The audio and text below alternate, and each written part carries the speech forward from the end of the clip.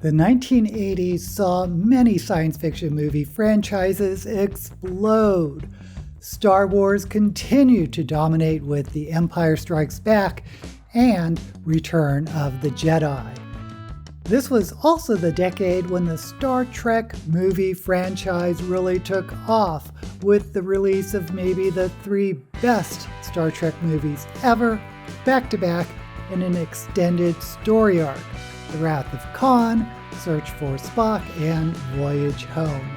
And of course, several blockbuster standalones like E.T., The Terminator, and Blade Runner made their debuts. But I don't want to talk about any of those. I want to talk about the lesser-known indie films, because I am Daisy Ex Machina, the drag queen detective who investigates all things speculative in science fiction, fantasy, and horror. I picked out 10 of the lesser-known films that I really enjoyed in the 80s, and then sorted them by their score on Rotten Tomatoes tomatometer, which is an aggregate rating of critics. Okay, when I did this for the sci-fi movies of the 1970s, which you can see here if you're interested, I started with a real dog of a movie. And we're going to continue that trend with TerrorVision, released in 1986, which has a 10% on the tomato meter, one of the lowest possible scores. But its audience rating was, or is, 43%. One of its stars is Mary Woronov, sort of the queen of cult movies, who I just adore. She has such a striking physical appearance and presence, you always remember her. Her best performance is in Eating Raoul. Anyway, she's the mother of a household that includes mom, dad, brother, sister, and grandfather. The protagonist is the son, Sherman, played by Chad Allen, who would become really famous in sitcoms and then get outed by a gossip magazine in the 90s. Here he is Sherman, who likes to watch horror movies with his grandfather. But aliens have beamed a dangerous monster out of their system and finds its way into their satellite dish, and it comes out of their TV. The alien immediately eats Grandpa, and nobody will believe Sherman. I guess this is really a horror comedy, but there is a prominent science fiction story basis, more so than similar movies like Critters. Yes, this objectively isn't a good movie. But I can't remember how many times we rented it in college, and I have fond memories of TerrorVision. Lifeforce was released in 1986 and is another movie that also falls in the science fiction horror category. It has a 58% on the tomato meter and a 46% audience rating. This was a UK movie that really bombed in the box office, but I loved it. The only star of note that you may recognize is Patrick Stewart, who would go on to be a household name a few years later, of course, as Captain Picard of Star Trek. The premise of the movie is a space mission that encounters an alien spaceship hiding in the tail of a comet, and they are shocked to find 3 naked, beautiful humans in coffins. They, of course, return to Earth with these coffins, but surprise, these aliens aren't dead and are actually some sort of space vampire. It ramps up to apocalyptic proportions, and even today, I think the movie holds up, though the special effects are quite dated. I love, love, love The Adventures of Buckaroo Banzai Across the Eighth Dimension. Released in 1984, it has a 66% tomato meter rating and a 69% audience score. It has some big name stars: Peter Weller in the title role. It also has Jeff Goldblum, Ellen Barkin, Christopher Lloyd, and John Lithgow, who hams it up as the evil Dr. Emilio Lizardo, and he steals every scene he's in. I'm going home with my overthruster. That's terrific, Doc. I'll make sure you get an early wake-up call. Laugh for while you can, monkey boy. The premise is that Buckaroo Banzai is a ridiculously talented polymath who does everything. He's a world-renowned neurosurgeon, physicist, engineer, and rock star. There are even comic books about him. He surrounds himself with a group of geniuses he calls the Hong Kong Cavaliers, and they also make up his famous rock band. In his role as a scientist, he test drives a car that can break through dimensions, specifically the 8th dimension, using the oscillator overthruster. This catches the attention of Dr. Lizardo, who went insane when he tried to use an early prototype of the oscillator and was possessed by an evil alien from the 8th dimension. We even get backstory into Orson Welles' War of the Worlds broadcast, which in this case was called a hoax to cover up a real alien invasion. This is an absurd, over-the-top sci-fi comedy, and I totally bought into the marketing, thinking there would be a series of Buckaroo Banzai films. Unfortunately, it didn't do well in the box office, but it went on to become a cult hit. Scanners was released in 1981. It has a 68% tomatometer rating and a 64% audience rating. Again, many consider this in the science fiction horror genre. I mean, it's famous for exploding heads, but I feel it has a solid science fiction storyline.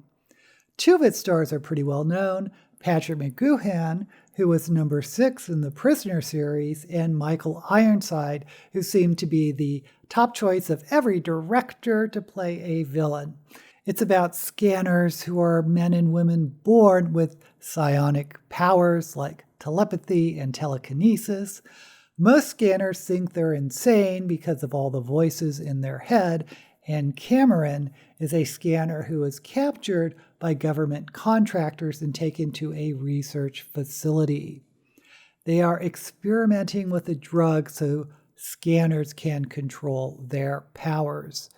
He's recruited to infiltrate a group of evil scanners who are killing other scanners who don't join them.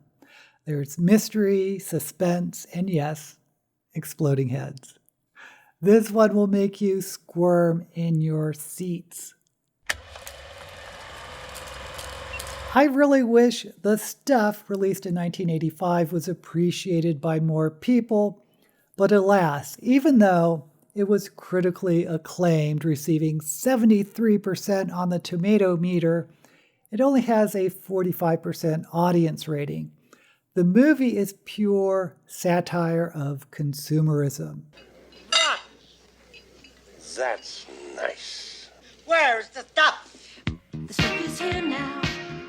Great new day sensation. Light and free now. Gives you elevation. Enough is never enough. Enough is never enough of the stuff. The stuff, the taste that makes you hungry for more. The stuff, taste that delivers. Enough is never enough. Enough is never enough. It's also part comedy horror.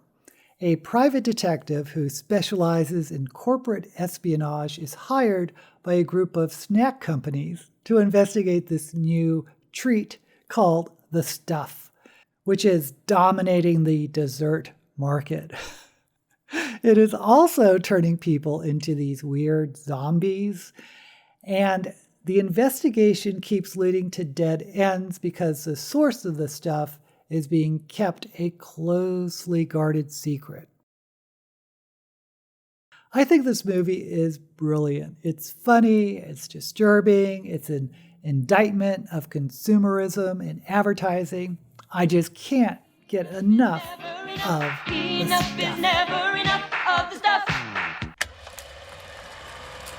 For the 1970s movie list, I included a French animation, so it's only fair to include another one for the 80s.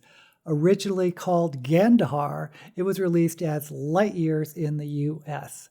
This movie was so small, it doesn't even have a tomatometer rating, so we'll go with the audience rating of 73. The English version has some fantastic voice actors: Glenn Close, Christopher Plummer, Jennifer Grey. Based on a French science fiction novel, the story is about a utopian planet called Gandahar, whose advanced technology seems to be more biologically based than machine, or maybe a mix of the two. When people on the edge of society get mysteriously turned to stone, an investigation uncovers an underground community of genetic mutants who were part of experiments that Gandahar buried. The mutants see into the future and have this very interesting verb tense of has been, will be. I think this movie is gorgeous, and I always appreciate the storyline.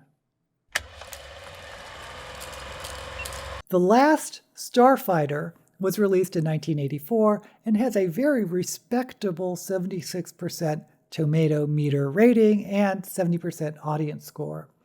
There's nothing deep about this movie, and it has a simple, predictable plot, but boy, is it fun. This is the ultimate science fiction popcorn movie. It's about a poor teen boy named Alex who lives in a trailer park, and his one skill is to beat an arcade game called Starfighter. Apparently, nobody on the planet has ever beaten this game until Alex, and everyone wonders what the prize could be. Will it help Alex escape the trailer park and have a happy life with his gorgeous girlfriend? No. What happens is the arcade game was some sort of Excalibur test from a galactic flim-flam artist who whisks Alex away to become a real starfighter to join a federation of good aliens against an invasion of the evil Kodan Empire. This did well in the box office, but honestly the plot was too thin to make it a classic, though there have been rumors of a remake. I thought it was fun, and it certainly is an easy one to watch. The next movie, They Live, released in 1988, is what I think is a masterpiece by famed director John Carpenter, and the critics agree. It has an 86% tomato meter rating and 80% audience rating. But the movie never took off, and I blame the casting. For reasons that I will never understand, the lead role went to Rowdy Roddy Piper, who was a famous professional wrestler. And it's not like he's a bad actor in this movie. He did a serviceable job in his role, but I think the reputation he had as a hammy, cartoon-like character in the worldwide wrestling circuit turned a lot of people off from seeing it, which is a shame because it's a great science fiction story about aliens who live among us. The aliens are controlling the world through use of subliminal messages. Underground scientists have developed special glasses that look like sunglasses, but they reveal the subliminal messages and shows who the aliens are. A drifter comes across a box of these sunglasses, puts one on, and sees the truth of the world. He then goes on a quest to reveal the truth to the public. I thought the film was thought-provoking as well as a fast-paced thriller.